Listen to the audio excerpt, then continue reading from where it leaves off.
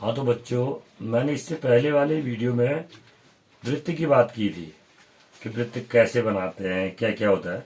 तो वहाँ पर मैंने प्रकार की नोक की बात की थी। देखो ये प्रकार है और ये यहाँ पर इसकी स्केच पेन लगी हुई है।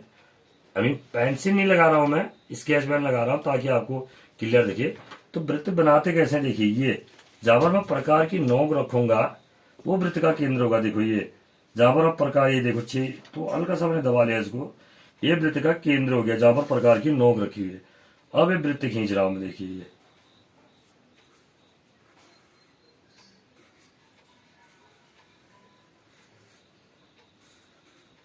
दिख रहा होगा, थोड़ा इंक हल्की हो रही है इसकी। तो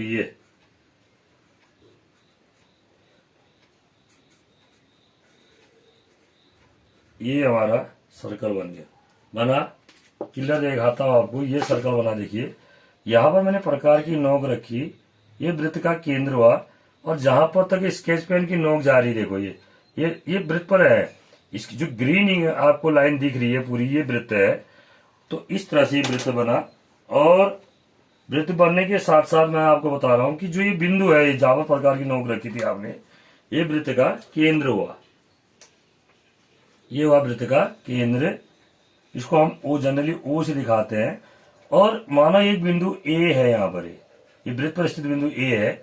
ओ से ए तक की दूरी अगर आप लेते हैं, देखो ये दूरी अगर आप लेते हैं तो ये वृत्त की त्रिज्या कहलाएगी। ये जैसे 8 से 17 तक यहाँ पर जो है 9 सेंटीमीटर इसकी त्रिज्या, अगर हमने देखा तो इसकी त्रिज्या, ये वृत्त की त्रिज्या होगी 9।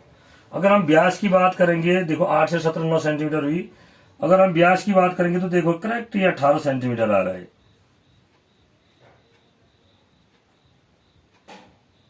ये देखिए वृत्त लेकिन जो व्यास है वो कहां से होकर जाएगा, केंद्र से, ओ से होकर जाएगा।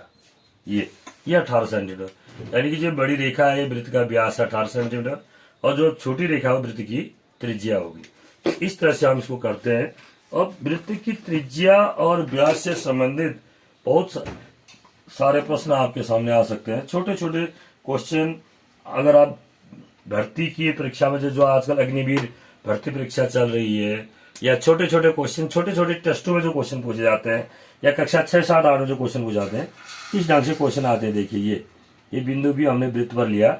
जैसे मानो एक वृत्त की त्रिज्या, आपसे पूछ देंगे कि वृत्त की त्रिज्या बराबर 7 सेंटीमीटर है। कि हमसे प्रश्न पूछा कि एक वृत्त की त्रिज्या 7 सेंटीमीटर है, व्यास क्या होगा। छोटा सा प्रश्न है, व्यास क्या होगा। त्रिज्या means radius, radius of a circle is 7 centimetre. What is the diameter of the circle, circle का डायमीटर क्या होगा। तो व्यास क्या होता है, डायमीटर क्या होता है, रेडियस का ट्वाइस, 2 गुना होता है, 2 टाइम्स। तो व्यास कितना हो जाएगा, तो व्यास बराबर हो जाएगा आपका कितना, यानी कि डायमीटर जो आएगा, व्यास को इंग्लिश में डायमीटर बोलते हैं। डायमीटर कितना हो जाएगा इसका, 7 सेंटीमीटर का 2 गुना 14 सेंटीमीटर। ये इसका आंसर हो जाएगा, क्योंकि जो सर्कल का डायमीटर होता है वो रेडियस का 2 गुना होता है, 2 टाइम्स होता है। ठीक हो गया। अच्छा, उसके बाद व्यास के बाद सपोज करो आपसे क्या पूछा जाए, परिधि पूछा जाए या परिमाप पूछा जाए। हो सकता है आपसे परिधि माने इसकी चारों ओर की जो काली रेखा है ये कितनी लंबी है, या जो मैंने आपका सर्कल बनाया था उस सर्कल में ग्रीन लाइन कितनी थी। तो परिधि निकालने के लिए मैंने बताया था क्या होता है परिधि बराबर, कैसे निकालते हैं परिधि। परिधि बराबर होता है आपका, परिधि को इंग्लिश में क्या बोलते हैं ये भी ध्यान रखना है, सर्क्यूमफेरेंस। सर्क्यूमफेरेंस, सर्क्यूमफेरेंस। तो ये कितना होता है सर्क्यूमफेरेंस, 2 पाई आर, बताया था अभी मैंने, 2 पाई आर होता है। पाई का मान 22/7, तो 2 गुणा 22/7, और इधर आर का मान 7 सेंटीमीटर।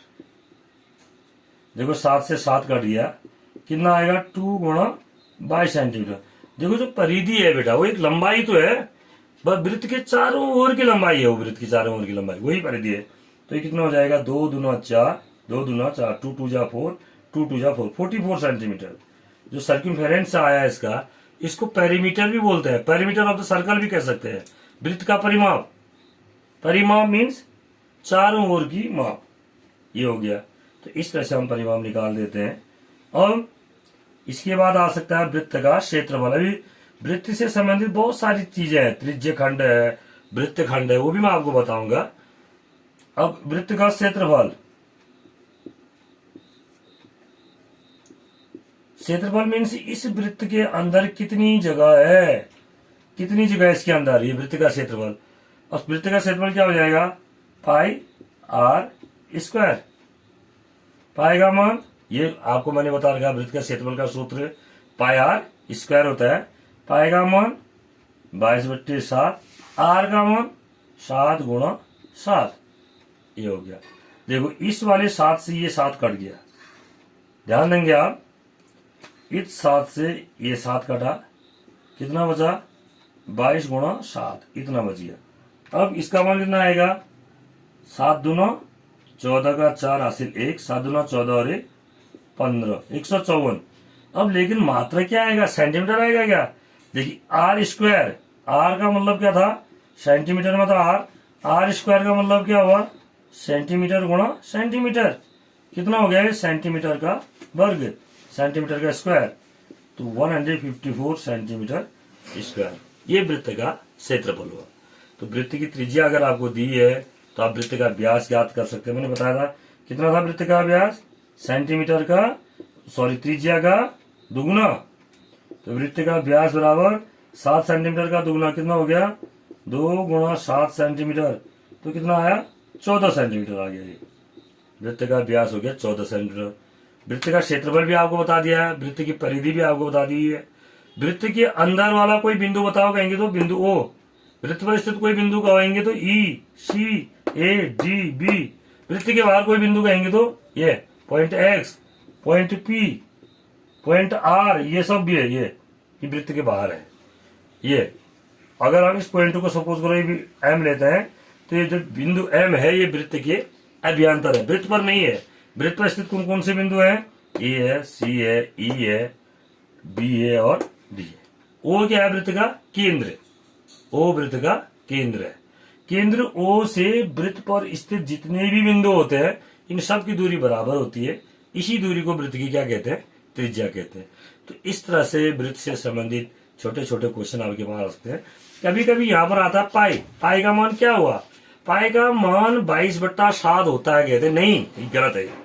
पाई का मान 22/7 लेते हैं, होता नहीं है।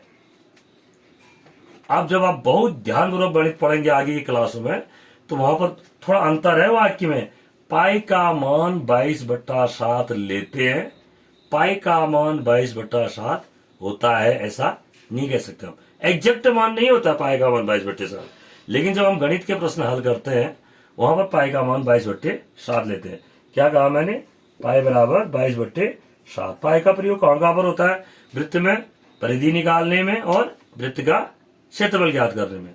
परिधि का सूत्र क्या होता है, मैंने आपको वृत्त का परिधि, वृत्त की परिधि बराबर 2πr।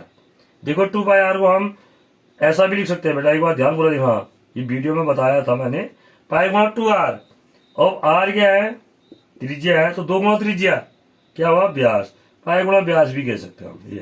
ये क्या हुआ है, वृत्त की परिधि। इन बातों का आप ध्यान रखेंगे, अगर गौरपूर्वक पढ़ेंगे, जो आपके पास बुक दी है उसको गौर से पढ़ेंगे, थोड़ा वीडियो का सहारा लेंगे, अन्य बुक्स का सहारा लेंगे, जब आपके टीचर आपको क्लास में पढ़ाते हैं उसमें अगर आप ध्यानपूर्वक सुनेंगे तो जरूर आएगा। Thank you.